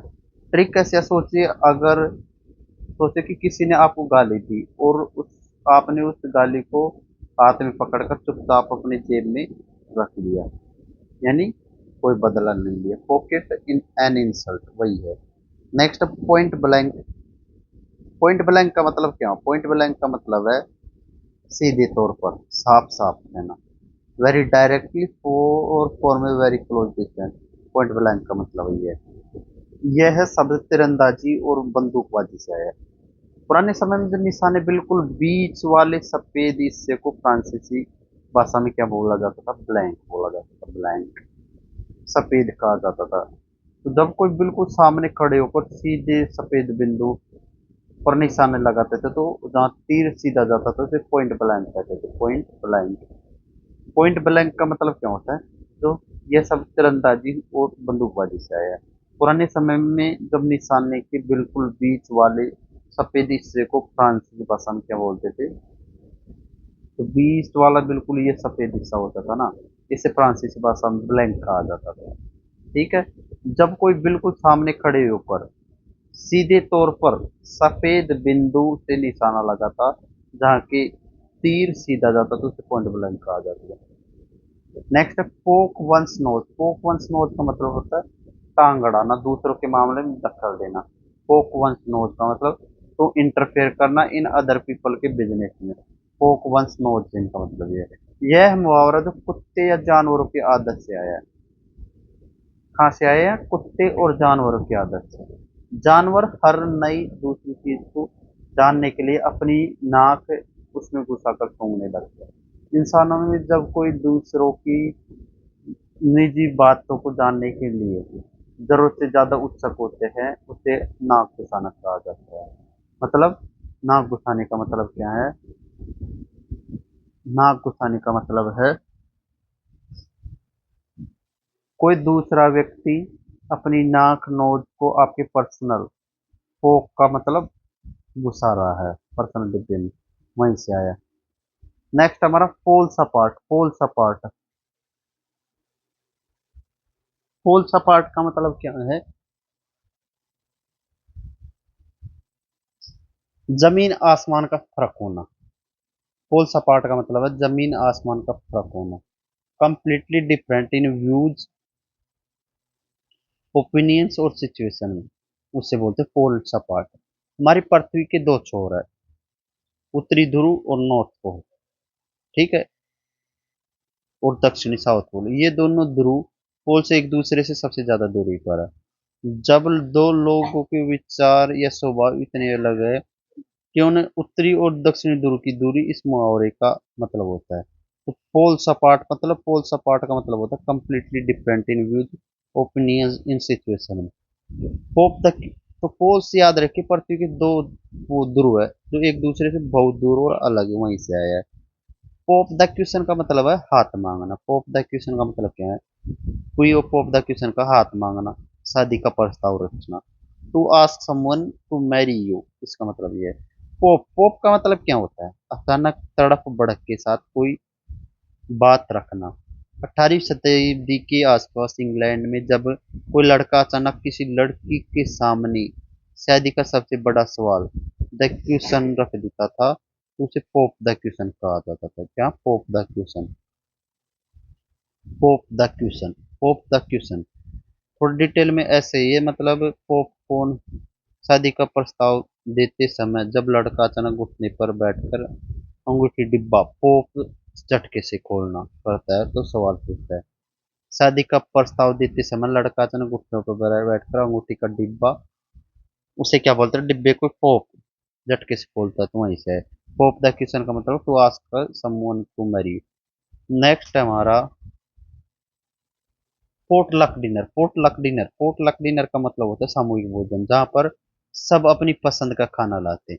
ए मील जहाँ पर each guest bring food to share. Potluck dinner है। ये कहाँ से आया? ये मध्यकाल से आया है।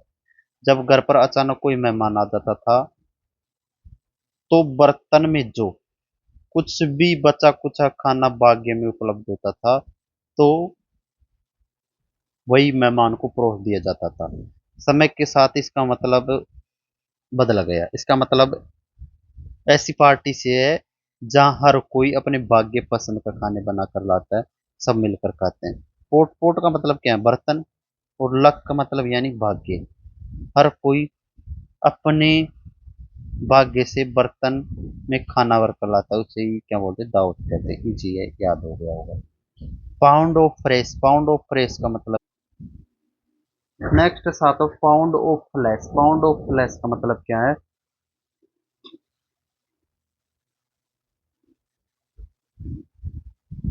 पाउंड ऑफ फ्लैश मतलब जायज लेना, बेरहम, कानूनी रूप से सही, नैतिक फिर गलत है। Something that is legal owned but is cruel और excessive to demand. Pound in of flesh का मतलब है जायज लेकिन बेरहम, कानूनी रूप से सही पर नैतिक रूप से गलत है, उसे पाउंड ऑफ फ्लैश बोलते हैं। Something that is legally owned out but is गलत भी है और डिमांड सही भी है, ठीक है। ये मुहावरा शेक्सपियर के जो मशहूर नाटक है ना, द मर्चेंट ऑफ वेनिस से आया है। कहाँ से आया है? दो मर्चेंट ऑफ वेनिस से आया है। नाटक में साइलोक नाम का एक क्रूर साहूकार एंटोनियो को क्या करता है? कर्ज देता है। शर्त यह होती है कि अगर समय पर कर्ज नहीं चुकाया तो साइलोक एंटोनिया के शरीर में 1 पाउंड मांस काट लेगा। कानूनी वह सही था लेकिन बहुत क्रूर था, ठीक है। कैसे था ये बता देते। ये मुहावरा जो शेक्सपियर के मशहूर नाटक से आया है। नाटक में जो साइलोक नाम का एक क्रूर साहूकार एंटोनिया को क्या देता है? कर्ज देता है। शर्त ये थी कि अगर समय पर नहीं चुकाया तो साइलोक एंटोनिया के शरीर से 1 पाउंड मांस काट लेगा, ठीक है। लेकिन यह कानूनी रूप से तो सही था लेकिन बहुत क्रूर था, वहीं से आया। फ्लैश का मतलब मांस, और किसी ने कानून के नाम पर मांस मांगना यानी अपनी जिद पूरी करने के लिए बहुत क्रूर काम करना, तो वहीं से आया पाउंड ऑफ फ्लैश है। नेक्स्ट हमारा pour cold water on. Pour cold water on मतलब होता है मुद्दों पर पानी फेर देना, टू डिस्करेज करना और क्रिटिसाइज एन आइडिया और प्लान को। जब ये कहाँ से आया? ये आग जल रही होती है या कोई चीज गर्म और जोश से भरी होती है तो उस पर ठंडा वाटर डालने से वह ठंडी पड़ जाती है, ठीक है। इसी तरह जब कोई व्यक्ति नए प्लान या आइडिया को लेकर बहुत उत्साहित होता है और कोई दूसरी आलोचना करके उसका जोश ठंडा कर देता है, उसे क्या बोलते हैं? पोर कोल्ड वाटर बोलते हैं, पोर कोल्ड वाटर बोलते हैं। चलते नेक्स्ट की तरफ। नेक्स्ट हमारा 1399, पोर ऑयल एंड ट्रबल्ड वाटर। इसका मतलब इंग्लिश मीनिंग है झगड़ा को शांत करना, मामला ठंडा करना। टू ट्राई टू काम ए डिसएग्रीमेंट और डिफिकल्ट सिचुएशन, उसे बोलते हैं पोर ऑयल एंड ट्रबल्ड वाटर बोलते हैं। कैसे? इसका ओरिजिन देखो। पुराने समय में इस समुद्र के जहाज, नाविक, सेलर्स तूफान के लहरों को शांत करने के लिए क्या करते थे? उस पर पानी में क्या डालते थे? तेल डालते थे। तो यानी तेल में पानी, तेल पानी से हल्का होने के कारण तो तेल क्या है? तेल पानी से हल्का होता है, होने के कारण सतह पर फैल जाता है, तो लहरों के जो घर्षण को कम करने के लिए उन्हें शांत कर देता है। तो ट्रिक कैसे याद करोगे? इसकी ट्रिक देखो।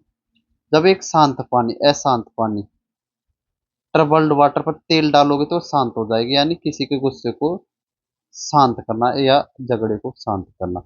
नेक्स्ट हमारा पोर आउट वन शर्ट, मतलब पोर आउट वन शर्ट का मतलब है दिल की बात कहना, मन खोल कर बताना। To tell someone your deepest feeling and thoughts, to tell someone your deepest feeling and thoughts, उसे क्या बोलते हैं? पोर आउट वन शर्ट बोलते, पोर आउट वन शर्ट बोलते। कैसे याद करोगे? ये कहां से है? सदियों से दुनिया की हर सभ्यता में एक इंसानी दिल को सिर्फ खून पंप करने वाला अंग नहीं, बल्कि सभी भावनाएं, दुख, खुशियां और गहरे रहस्य को गड़ा माना गया है। जब कोई इंसान बहुत ज्यादा तनाव या दुख में होता है तो ऐसा लगता है कि जैसे उसका दिल भावनाओं से पूरी तरह भर गया। जब वह अपने किसी बहुत ही करीबी को सामने रोता है या सब कुछ सच सच बताता है, तो साहित्य भाषा में माना जाता है कि उसने अपने दिल के उस गड़े को सामने आगे उल्टेल दिया, मतलब पोर आउट का मतलब दिल के गड़े को उंडेल दिया। ठीक है, ताकि उसका मन हल्का हो सके। ट्रिक से कैसे याद करोगे? इसे याद करो। पोर आउट का मतलब ये होता है जग से पानी बाहर निकालना। क्या होता है? मटके से। और अपने हर्ट, हर्ट का मतलब दिल की हर बात को बाहर उड़ेल देना, यानी अंदर में कुछ न रख छुपाना, सब बात मन की बता देना। नेक्स्ट है press into service. Press into service का मतलब क्या है? जबरन काम में लगाना, जबरन काम पर लगाना, मतलब टू मेक समवंस और something start being used for a purpose. Press into service, press into service का मतलब है टू मेक समवन और something start being used for a purpose, सेवा कराने के लिए जबरन काम पर लगाना। इस मुहावरे का इतिहास ब्रिटेन की नौसेना से जुड़ा है, जिसे इम्प्रेसमेंट द प्रेस गैंग कहा जाता था। 17वीं और 18वीं शताब्दी में जब ब्रिटेन युद्ध लड़ रहा होता था और उनके जहाज पर नाविक की कमी हो जाती थी, तो राजा के सिपाही बंदरगाहों और गांव में जाते थे। वे वहां के आम नागरिकों, मछुआरों जैसे राहगीरों को जबरदस्ती पकड़ लेते थे और उन्हें बिना उनकी मर्जी के युद्ध के जहाजों पर काम करने के लिए मजबूर करते थे। इसे जबरन भर्ती को प्रेसिंग इनटू सर्विस कहा जाता था। आज इसका इस्तेमाल किसी वस्तु या व्यक्ति को अचानक जरूरत पड़ने काम करने के लिए होता था। ठीक है, कहाँ से आया है? तो ये आया है ब्रिटिश, ब्रिटिश की जो सेना है ना वहां से। जब ब्रिटेन युद्ध लड़ रहा होता था तो उनके जहाज पर नाविकों की कमी हो जाती थी। ठीक है, तो राजा की जो सिपाही बंदरगाहों और गांव में जाते थे। ठीक है, वहां वे आम नागरिक और मछुआरों को सबको पकड़ लाते थे और उन्हें अपनी मर्जी के बिना युद्ध में क्या कर धकेल दिए जाते थे। वहीं से बना ये मुहावरा। तो कौन सा? प्रेस इनटू सर्विस का मतलब है क्या है? बिना अपनी मर्जी के काम करवाना। Prime the pump, prime the pump का मतलब क्या है? विकास को गति देना। प्राइम द पंप का मतलब है विकास को गति देना। टू एनकरेज करना इकोनॉमिक एक्टिविटी, एक्टिविटी को बाई इन्वेस्टिंग मनी। क्या करना? एनकरेज करना। इसकी उत्पत्ति देखते हैं कहाँ से हुई है। यह मुहावरा पुराने जमाने में जो लोहे के हैंड पंप से आया है। जब हैंडपंप बहुत समय तक इस्तेमाल नहीं होता था तो उसका चमड़ी का जो वॉल्व था ना सूख जाता था वो, और हवा भर जाने के कारण वह नीचे से पानी खींचना बंद कर देता था। ऐसे में पंप को दोबारा चालू करने के लिए ऊपर से एक मग पानी डालना पड़ता था ताकि वॉल्व गीला हो जाए और वैक्यूम बन सके। इस प्रक्रिया को प्राइमिंग कहते थे। क्या कहते थे? प्राइमिंग। सन 1930 में महान मंदी ग्रेट डिप्रेशन के दौरान अमेरिका के राष्ट्रपति फ्रैंकलिन रूजवेल्ट ने अर्थव्यवस्था को दोबारा जिंदा करने के लिए सरकारी पैसा बाजार में डाला जिसे अर्थशास्त्र में प्राइम द पंप कहा था। क्या कहा था? Prime the pump. Prime the pump का मतलब कैसे याद करोगे इसे? याद करने की ट्रिक देखो। एक सूखा हेड पंप है। पानी निकालने के लिए पहले उसकी तरफ से थोड़ा पानी और डालना पड़ता है। वैसे ही व्यापार बढ़ाने के लिए उसे पहले थोड़े निवेश करना पड़ता है। तो वहीं से आए। तो प्राइम द पंप को कैसे याद करोगे? To encourage economic activity by investing money से। चलते नेक्स्ट की तरफ। Promising the earth. Promising the earth का है चांद तारे तोड़ लाने की बात कहना, असंभव वादे करना। टू प्रोमिस करना much more then you can actually give. Promise the earth का मतलब है टू प्रोमिस करना much more then you can actually give, चांद तारे तोड़ लाने की बात करना। ये कहाँ से आया? यह मुहावरा प्राचीन अंग्रेजी लोक कथा और प्रेमियों की कहानियों से आया है। इतिहास में जब भी कोई राजा या प्रेमी किसी बहुत ज्यादा प्रभावित करना चाहता था तो वह अतियोक्ति मतलब एक्स एग्रेगेशन का सहारा लेता था। चूंकि पृथ्वी या चंद्रमा किसी एक इंसान की संपत्ति नहीं है और न ही इसे इन्हें किसी को उपहार में दिया जा सकता, इसलिए इन्हें देने का वादा करना ब्रह्मांड का सबसे क्या बड़ा झूठ माना जाता है। समय के साथ यह मुहावरा उन बड़े नेताओं और धोखेबाज के लिए इस्तेमाल होने लगा जो बड़े बड़े वादा करता था वहीं से। Provide a blue print. Provide a blue print. Provide a blue print. ठीक है, प्रोवाइड ए ब्लू प्रिंट है तो प्रोवाइड करना एक डिटेल्ड प्लान और मॉडल फॉर समथिंग। ठीक है, खासा पेश करना, प्रोवाइड करना एक ब्लू प्रिंट है। ये तो इजी है, मतलब प्रोवाइड करना एक डिटेल प्लान ब्लू प्रिंट है। इजी है, याद होगा सब। Public enemy number one. Public enemy number one मतलब जनता का सबसे बड़ा दुश्मन। ए पर्सन या थिंग जो कंसिडर्ड द मोस्ट डेंजरस और हार्मफुल उसे बोलते हैं public enemy number one. Easy है, याद होगा सबको। पुल a face. Pull a face का मतलब होता है पुल ए फेस या मेक ए फेस। इसका मतलब क्या होता है? To make an expression of dislike, disgust और डिसअप्रूवल। मुंह बनाना, असंतोष या नापसंदगी व्यक्त करना। यह मुहावरा पूरी तरह से इंसानी शरीर के हाव भाव के विज्ञान से आया है। प्राचीन काल में जब इंसानों को कोई कड़वी चीज खिलाई जाती थी या कोई बदबू गंदी बदबू आती थी तो उनके चेहरे की मांसपेशियां अपने आप सिकुड़ जाती थी। इसे अंग्रेजी में चेहरा खींचना यानी पुलिंग द फेशियल मसल्स कहा जाता था, जो धीरे धीरे बदल कर क्या हो गया? पुल ए फेस हो गया। ठीक है, पुलिंग द फेशियल मसल बोला जाता था, बाद में बदल कर क्या हो गया? पुल ए फेस हो गया। यह बात इस बात का प्रतीक है कि आपके सामने वाली बात या चीज आपको क्या बिल्कुल भी पसंद नहीं आए, तो वहीं से आए। अब याद कैसे करो? इसे याद करो। पुल ए फेस का मतलब है अपने चेहरे का टेढ़ा मेढ़ा खींचना। ठीक है, पुल कर यानी खींचना, अपने चेहरे को कैसे करना? टेढ़ा मेढ़ा खींचना, जैसे बहू कहती है। जब मम्मी टिंडे की सब्जी बनाती है तो हम जैसा मुंह बनाते हैं वही बनाते हैं। ये वही है पुल ए फेस। ठीक है, चलते अगले की तरफ।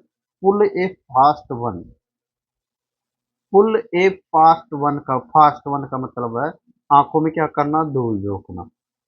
ठीक है, टू ट्रिक और डिसीव समवन ओपन सडनली और क्लियरली उसे बोलते हैं पुल द फास्ट वन बोलते हैं। इस मुहावरे का जन्म 19वीं सदी के मेलों बाजारों और ताश के खेलों से हुआ है। मेलों में कुछ ठग होते थे तो 3 कप और एक छोटी गेंद का खेल दिखाते थे जिसे सेल गेम कहते थे। वे अपने हाथों को इतनी तेजी से चलाते थे कि देखने वालों की नजरों में धोखा खा जाती है और वे समझ नहीं पाते थे कि गेंद किस कप के नीचे है। हाथ की इस जादुई और तेज हरकत से लोगों को ठगने की क्रिया कोई पुलिंग फास्ट वन को मूव का जाने लगा। पुलिंग फास्ट वन का मतलब होता है टू ट्रिक या डिसीव समवन। इस मुहावरे का जन्म कहाँ से हुआ है? ये बाजार और खेल के तास पत्तों से हुआ। मेलों में कुछ ठग होते थे जो 3 कप और एक छोटी गेंद का इस्तेमाल दिखाते थे जिसे सेल गेम कहते थे। वे अपने हाथों में इतनी तेजी से चलाते थे कि देखने वाले की नजर धोखा खा देती थी। वे समझ ही नहीं पाते थे कि गेंद किस कप के नीचे है। हाथ हाथ की इस जादुई और तेज हरकत से लोगों को ठगने की प्रक्रिया को पुलिंग फास्ट वन कहा जाने लगा। मतलब आपने आपके सामने कोई फास्ट तेजी से कोई पुल कर गया और आपको पता ही नहीं चला। पुल ए लॉन्ग फेस मतलब होता है, पुल ए लॉन्ग फेस का मतलब होता है मुंह लटकाना, टू लुक अनहैप्पी और डिसअपॉइंटेड। ये सबको याद होगा पुल ए लॉन्ग फेस। चलते नेक्स्ट की तरफ। तो नेक्स्ट है हमारा कौन सा? 1400 1409। Pull a rabbit out of a hat. कौन सा है? Pull a rabbit out of a hat. इसका मतलब है अचानक कोई चमत्कार करना या हैरत अंगेज काम करना। Pull a rabbit out of a hat का मतलब है टू डू समथिंग सरप्राइजिंग और अनएक्सपेक्टेड, स्पेशली टू सोल्व करने के लिए ए प्रॉब्लम। उसे क्या बोलेंगे? Pull a rabbit out of a hat बोलेंगे। ठीक है। कैसे याद करोगे इसे? यह मुहावरा 19वीं सदी के जादू के शो से आया है। उस समय जादूगर अपने सिर पर पहनने वाले बड़े काले टोप को जनता को खाली दिखाते थे और फिर अचानक से उसमें से एक जिंदा खरगोश बाहर निकाल देते थे। तो लोग इस चमत्कार को देखकर हैरान हो जाते थे। यहीं से है मुहावरा बना कि जिसका मतलब है कि किसी मुश्किल स्थिति में अचानक अनोखा कोई उपाय ढूंढ निकालना। Pull rabbit out of hat का मतलब to do something surprising. Easy याद हो गया होगा। कैसे अपने दिमाग में एक जादूगर की फोटो जो काले टोपी निकाल रहा है तो मुश्किल काम मुश्किल काम अचानक ठीक हो जाए तो समझो जादू हो गए। इजी ये याद हो गया। Pull no punches. Pull no punches मतलब होता है दो टूक है ना, साफ साफ बोलना, बिना किसी के डर की आलोचना करना। Pull no punches. Pull no punches का मतलब है टू स्पीक और राइट ऑनेस्टली। टू स्पीक और write honestly and directly without trying to soften criticism. To speak or write honestly and directly without trying to soften criticism. दो टूक कहना, साफ साफ बोलना, बिना किसी तरह की आलोचना की। यह है मुहावरा बॉक्सिंग मुक्केबाजी के खेल से आया है। जब एक मुक्केबाज अपने सामने वाले खिलाड़ी पर पूरी ताकत से वार नहीं कर पाता या अपने मुक्के की ताकत को थोड़ा कम कर लेता है ताकि सामने वाले को गहरी चोट न लगे, और उसे पुलिंग पंचेज कहते हैं। क्या कहते हैं?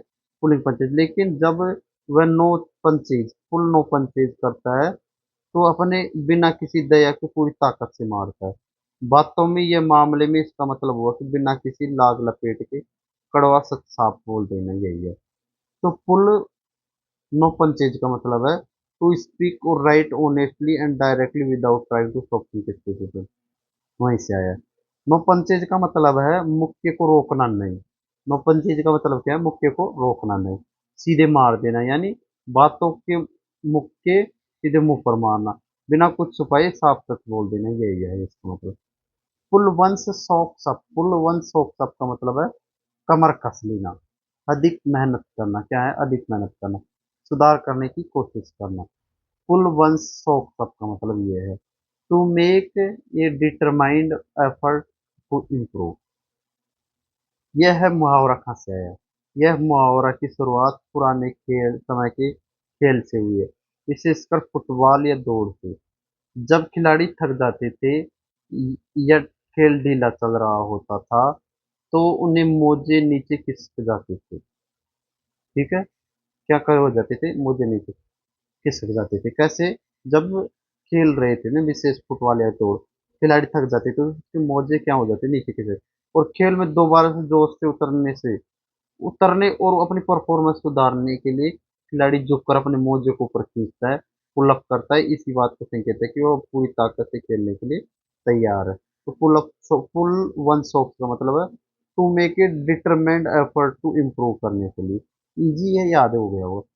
जब आप दौड़ने के लिए तैयार होते हो तो सबसे पहले आप अपने मोजों को ऊपर खींचते हो, यानी मोजे ऊपर खींचना यानी मेहनत के लिए तैयार होना।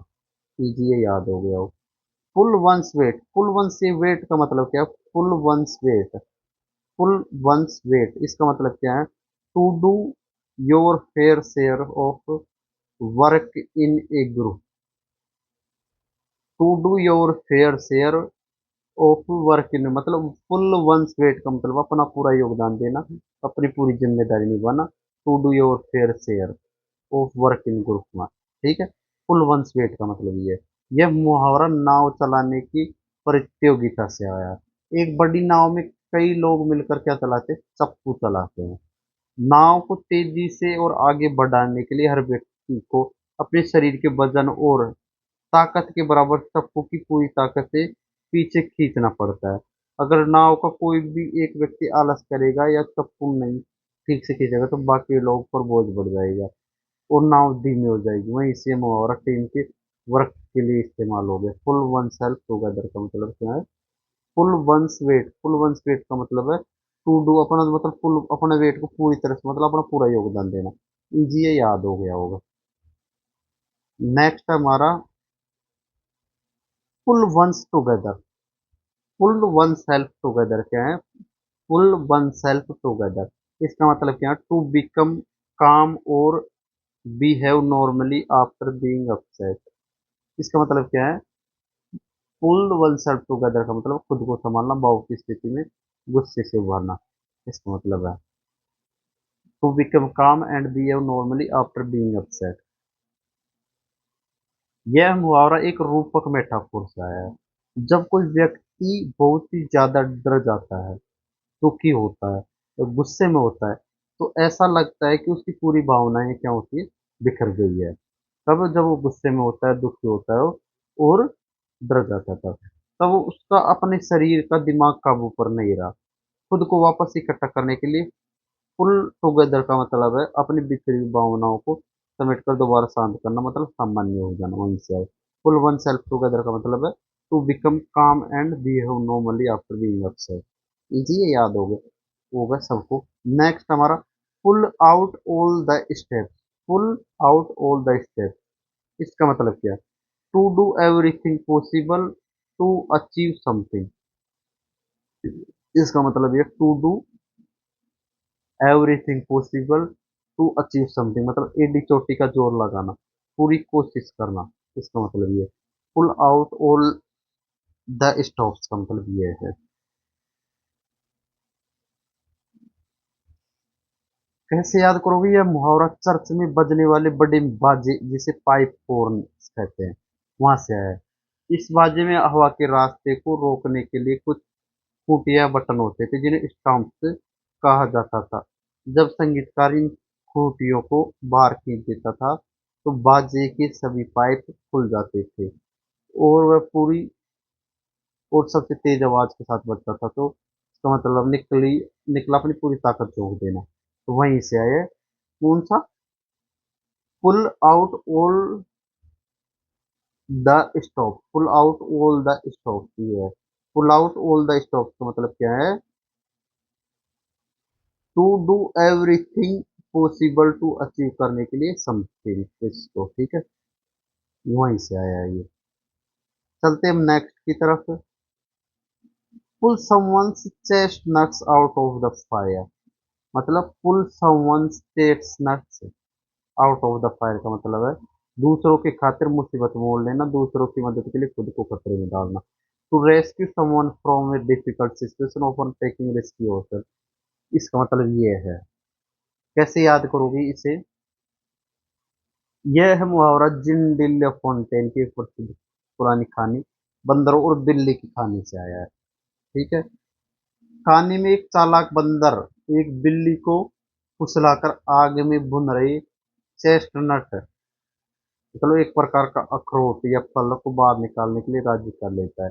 बिल्ली एक एक करके चेस्टनट आग से बाहर खींचती है और उसका हाथ जल जाता है, जबकि बंदर चाह से चेस्टनट चुपचाप